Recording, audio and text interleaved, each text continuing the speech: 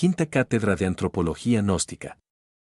Hay hechos, acontecimientos cósmicos y geológicos que bien vale la pena estudiar en estas cuestiones de antropología. No hay duda que la antropología científica gnóstica descorre todos los velos relacionados con el origen del hombre y del universo. Obviamente, esta mecánica de la naturaleza resulta portentosa, pero jamás aceptaríamos la posibilidad de una matemática sin matemático o de una mecánica sin mecánicos. No quiero defender a un Dios antropomorfo, al estilo del Jehová judaico, con la doctrina aquella de ojo por ojo y diente por diente. Sabemos que ese tipo de dogmatismo trae como consecuencia o corolario y por oposición, la reacción de tipo ateísta y materialista. Se hace necesario entender que cualquier abuso es perjudicial para la humanidad. En los antiguos tiempos se rindió culto a los dioses, es decir, a los principios inteligentes de la naturaleza y del cosmos, al demiurgo arquitecto del universo, el cual no es un sujeto humano ni divino, antes bien, es unidad múltiple perfecta, el logos platónico. Desgraciadamente, en la Roma augusta de los Césares, y hasta en la Grecia de antaño, hubo un proceso de degeneración religiosa. Cuando se abusó del culto a los dioses surgió, por reacción, el monoteísmo con su dios antropomorfo, mucho más tarde ese monoteísmo, con su dios antropomórfico, produjo, por reacción, el materialismo actual. De manera que el abuso del politeísmo trae por ende al antropomorfismo monoteísta, la creencia en el dios antropomórfico bíblico. A su vez, el abuso del monoteísmo origina el ateísmo materialista. Esas son las fases religiosas por las que pasan los pueblos. Francamente, en nombre de la verdad, considero que ha llegado el momento de eliminar ese antropomorfismo monoteísta que tan malas consecuencias ha originado. Hoy no existiría el ateísmo materialista si los cleros religiosos no hubieran abusado de tal culto. Este culto surgió pues por reacción. Desgraciadamente, el ateísmo materialista nació por reacción contra el antropomorfismo monoteísta y a su vez, la creencia en un dios antropomórfico como resultado del abuso politeísta. Cuando se degeneraron los cultos a los dioses del universo, surgió entonces, por simple reacción, el monoteísmo. Nosotros necesitamos reconocer los principios inteligentes de la naturaleza y del cosmos, pero, repito, no estamos defendiendo a un dios antropomórfico. Reconocer principios inteligentes me parece que resiste cualquier análisis científico. Observemos, por ejemplo, un hormiguero. Ahí vemos los principios inteligentes en plena actividad, cómo trabajan esas hormigas, cómo hacen sus palacios, cómo se gobiernan, etc. Lo mismo sucede con un panal de abejas, su orden es asombroso. Dotemos a cada una de las hormigas, o a cada una de las abejas de una mónada pitagórica, o de un jiva indostán, y es lógico, que de hecho, tome sentido todo el hormiguero, todo el panal, porque todas las criaturas viven de un principio monádico. El materialismo de Haeckel, de Darwin y de Huxley, quedaría completamente destrozado ante esto. Nosotros no estamos rindiendo culto a ningún dios antropomórfico, únicamente queremos que se reconozca inteligencia a la naturaleza. ¿No nos parece absurdo que la naturaleza esté provista de inteligencia? El orden existente en la construcción de la molécula y del átomo nos está demostrando, con entera claridad meridiana, los principios inteligentes.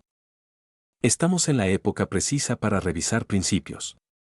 Si no estamos de acuerdo con el materialismo es porque éste no resiste un análisis de fondo, es pura basura, eso es obvio. La creación aquella del hombre a través de procesos mecánicos es más incongruente que el Adán surgido instantáneamente del limo de la tierra.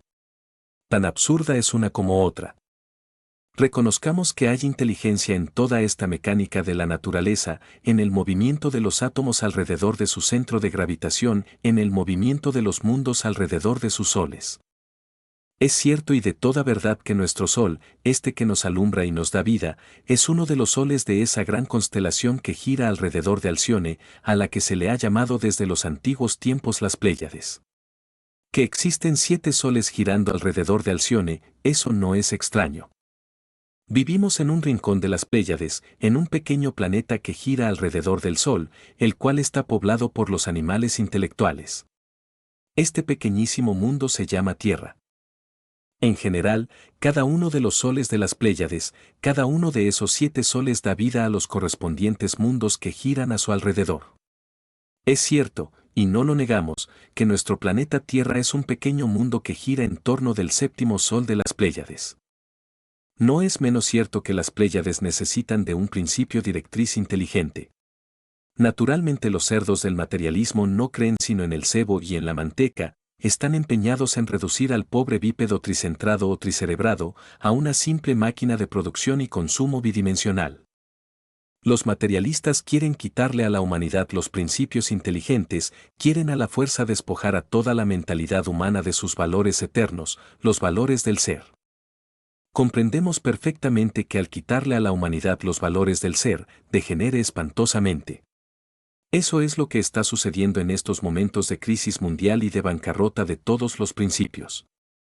Los sabiondos de la antropología materialista se obstinan en precipitar a la pobre gente del siglo XX por el camino de la más franca perdición.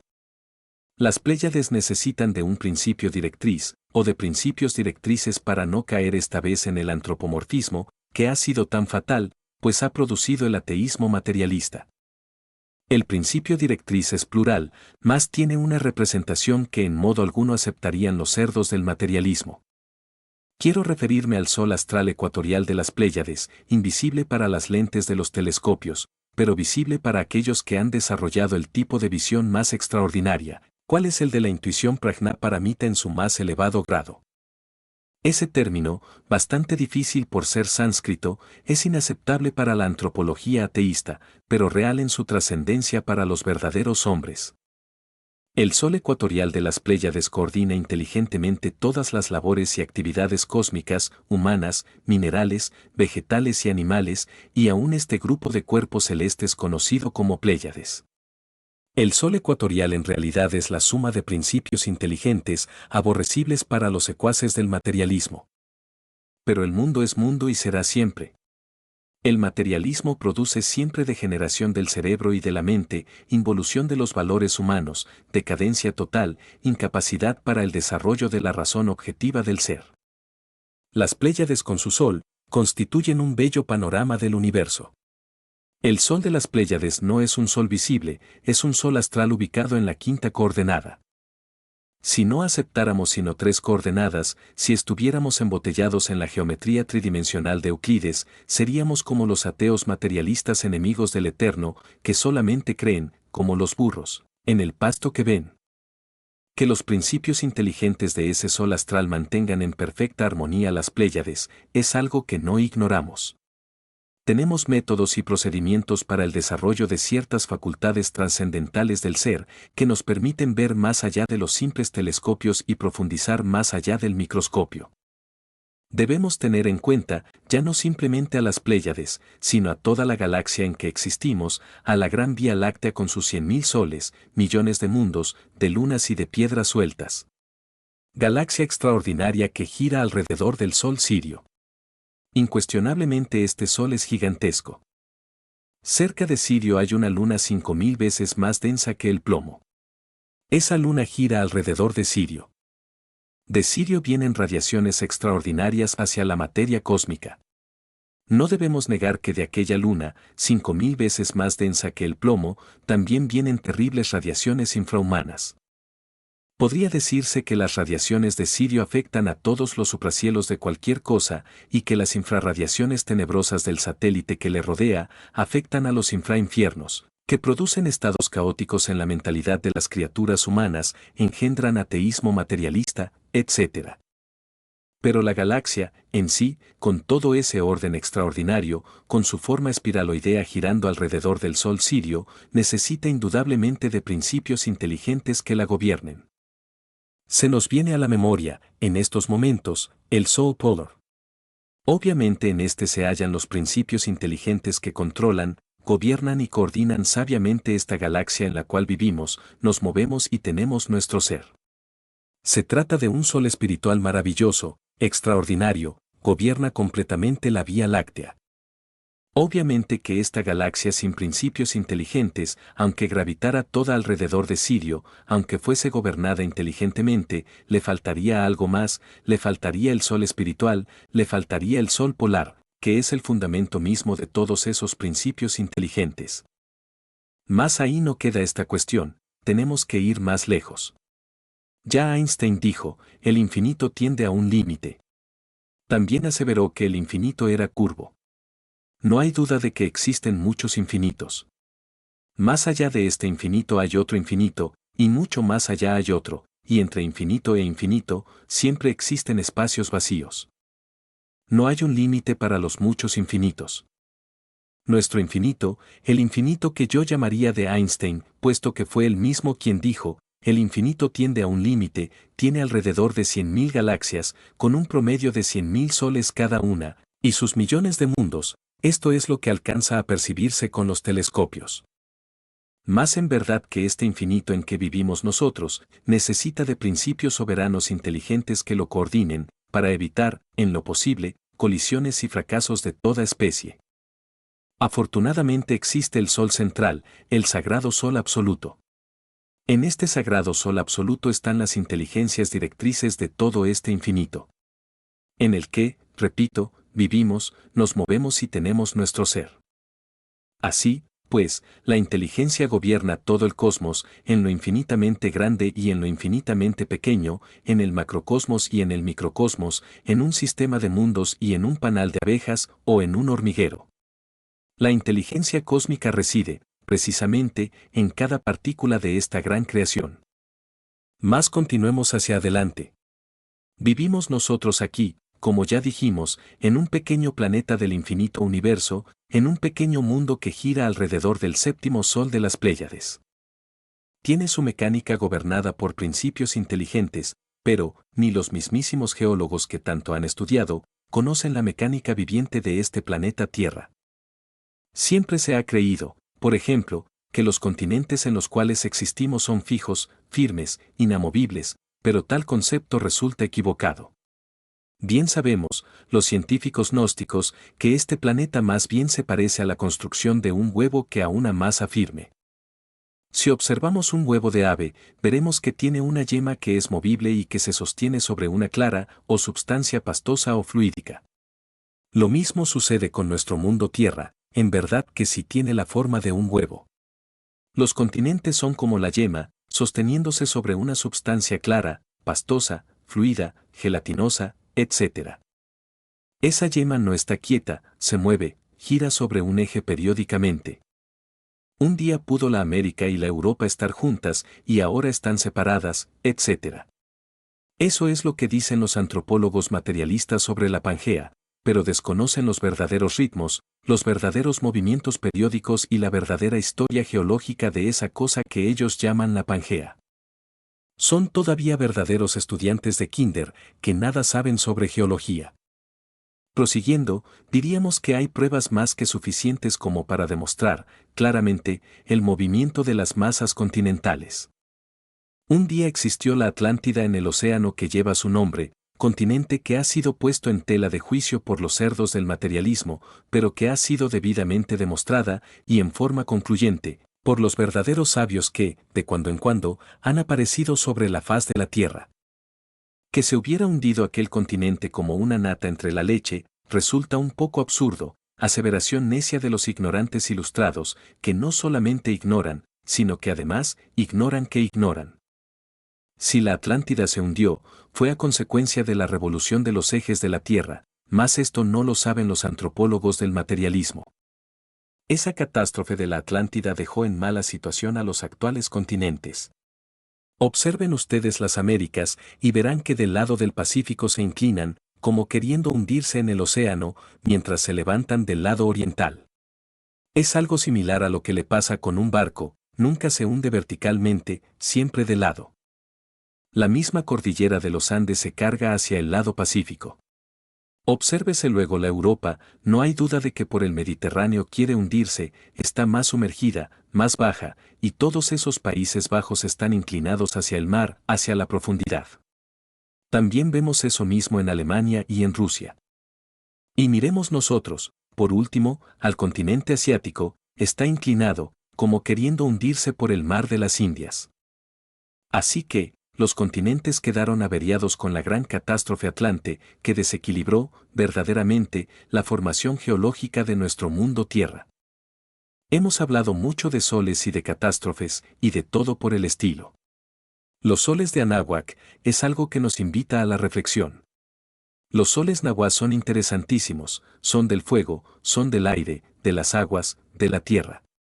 Marcan catástrofes cósmicas tremendas. Se dice que los hijos del primer sol, los protoplasmáticos, perecieron devorados por los tigres. Claro está, los tigres de la sabiduría. Se dice que los hijos del segundo sol, los hiperbóreos, perecieron arrasados por fuertes huracanes. Se refiere a la humanidad que vivió en la herradura que está alrededor del Polo Norte. Se afirma que los hijos del tercer sol, los lémures, perecieron por sol de lluvia de fuego y grandes terremotos. Los hijos del cuarto sol, los atlantes, perecieron por las aguas. Los hijos del quinto sol, los arios, las gentes de esta época, pereceremos por el fuego y los terremotos. Así será y se cumplirá dentro de poco tiempo. Los hijos del sexto sol, los Coradi, en la futura tierra del mañana, también morirán. Después de hablarles sobre los soles de Anáhuac, pasaremos a un ciclo menor. Naturalmente siempre existe una edad primaria, secundaria, terciaria y cuaternaria. No relacionaremos estas edades con las 5 razas que han existido. Esta vez las fundamentaremos en algo distinto, precisamente en los movimientos que experimenta la yema terrestre, ese movimiento geológico que se procesa periódicamente sobre su propio eje, en el movimiento de continentes sobre esa substancia pastosa y gelatinosa. Desde ese punto podríamos hablar de edades primaria, secundaria, terciaria, cuaternaria, etc., de un eoceno, de un periodo primario, pues, desconocido para las gentes, del geoceno, del mioceno y del plioceno. Sí, con otra clase de catástrofes, pero que también las hay, con glaciaciones terribles, no lo negamos. La Atlántida marcaría, entonces, el final de la era terciaria, el final de la Atlántida, aclaro. Esa era terciaria fue bellísima por sus edenes, deliciosa por sus grandes paraísos. Han habido varias glaciaciones. No hay duda de que nos acercamos hacia otra glaciación. Hay catástrofes que son producidas por la revolución de los ejes de la Tierra, por la verticalización de los polos del mundo, pero hay catástrofes que son producidas por el movimiento de los continentes, entonces surgen terremotos y vienen glaciaciones. Se habla de unas 5 glaciaciones que se procesarían de acuerdo con los movimientos de los continentes, pero debemos también saber que han habido glaciaciones producidas por la verticalización de los polos de la Tierra. Son múltiples, pues, las catástrofes y las glaciaciones, eso es obvio.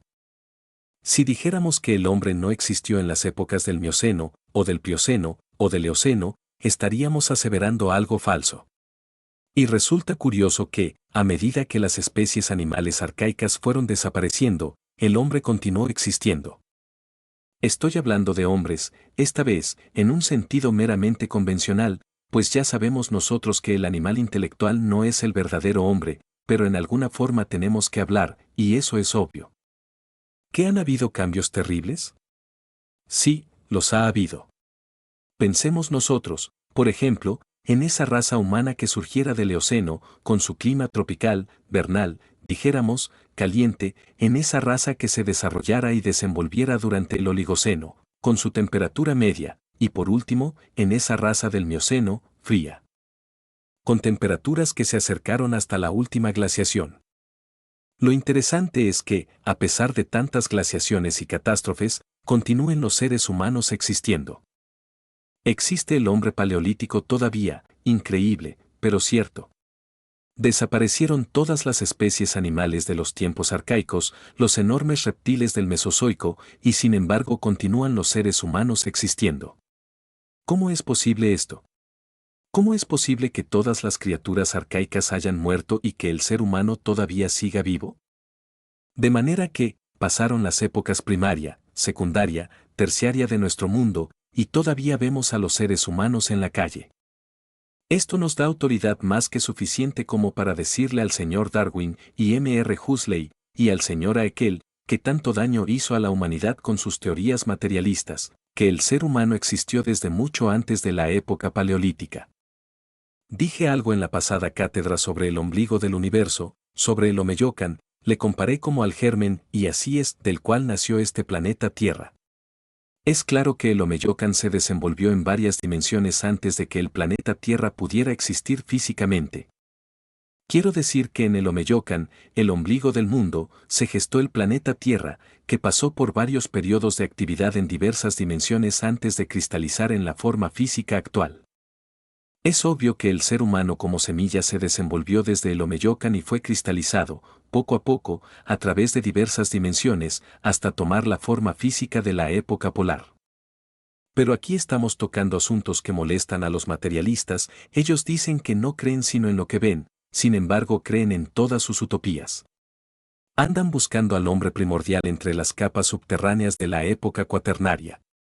Inventan cada día más y más teorías en las que creen, no las han visto, pero creen. Entonces están diciendo mentiras, están creyendo en lo que no ven, son unos falsarios, eso es obvio. Están asegurando falsedades diciendo que no creen sino en lo que ven, y creen en un poco de conjeturas e hipótesis que no han sido comprobadas jamás, nunca. Nosotros podemos comprobar lo que decimos, tenemos sistemas de investigación a través de las técnicas más difíciles de la meditación, mediante las cuales desarrollamos determinadas facultades, tales como, por ejemplo, el tipo de la intuición más elevada, llamada Prajnaparamita, que nos permite, de verdad, estudiar los registros acásicos de la naturaleza. En esos registros está toda la historia de la Tierra y de sus razas. Y si los cerdos del materialismo dejan su posición fanática y se resuelven a entrar en las disciplinas de la gnosis, pueden desarrollar tales facultades, mediante las cuales les será asequible, a ellos, la historia de la Tierra y de sus razas. Así que, mis estimables amigos, vale la pena que reflexionemos profundamente en todas estas cuestiones. La hora ha llegado en que cada uno de nosotros reflexione sobre sí mismos y sobre el universo. El hombre existe sobre la Tierra mucho más allá de la edad primaria, mucho más allá de la época paleolítica. Y repito, nos da derecho de afirmar esto el mismo hecho concreto de que sigamos existiendo, a pesar de que todos los animales, todas las criaturas de los tiempos arcaicos, desaparecieron ya en su mayoría. Si eso es así, tenemos derecho para decir que somos tan antiguos como la Tierra, como la naturaleza. Porque hechos son hechos y ante los hechos tenemos que rendirnos. Si no hemos perecido, si no hemos desaparecido del escenario del mundo a través de tantas catástrofes, y a pesar de que todas las criaturas de los tiempos mesozoicos se acabaran, entonces tenemos derecho a decir que somos criaturas especiales. Que existimos sobre la Tierra antes que esas criaturas del Plioceno o de los tiempos mesozoicos hubieran aparecido sobre la Tierra. Ese derecho nos lo da el preciso hecho de existir, el hecho concreto de que han pasado eternidades y continuamos vivos. Murieron las criaturas contemporáneas de nosotros, sin embargo aquí estamos, vivos. Todos perecieron, pero nosotros seguimos vivos. Por lo tanto tenemos derecho a reírnos en las narices de un Huxley, o de un Darwin, o de un Haeckel, personaje que fue tan fatal para la humanidad, y que su nombre se borre de la historia, y que nunca se escriba en las calles, como dijera Job. Los distintos escenarios en los que se ha desenvuelto esta humanidad merecen ser tenidos en cuenta. Cuán sabios son los soles maravillosos de los nahuas. No solamente contemplan aquella la raza que fue devorada por los tigres de la sapiencia, sino también a los hiperbóreos que perecieron arrasados por fuertes huracanes, y a los lémures que perecieron por sol de lluvia de fuego y grandes terremotos, y a los atlantes que perecieron anegados por las aguas.